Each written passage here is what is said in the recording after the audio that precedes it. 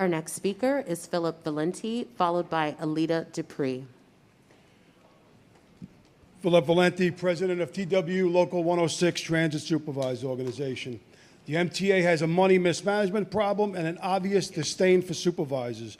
We know this because you spend millions on equipment you never use, like the crane at 207th Street, and now we found the brand new mobile subway car lifts also at 207th Street, still sitting in the same spot for 3 years, never used.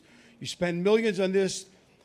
You spend millions on this to eliminate supervisors in the Department of Buses, the ones that are on the road supervising operators. You spend millions on overtime for fire watch in East New York due to fire suppression problems and deny supervisors waiver an election to protect supervisors from going broke when they're injured on the job.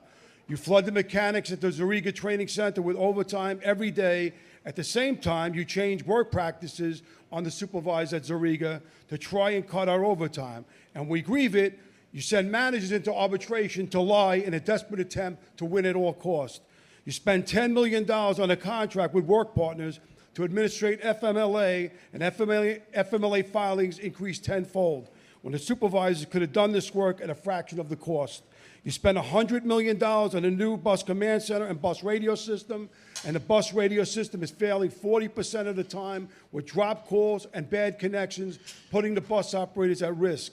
At the same time, you sold out the dispatchers, putting us in harm's way with the DOT. You did not protect us from getting killed with tickets every day for doing our jobs out in the street driving transit vehicles. You waste millions of dollars with no oversight. That needs to end. There needs to be a DOGE to look at all of this waste and to restore the public's trust. There needs to be accountability. There needs to be a DOGE-type body in the MTA to save it from destruction. I'm calling on Governor Hochul to stop the waste, fraud, and abuse. This body turns its blind eye to which this real reason why the MTA is failing. Thank you for your comment.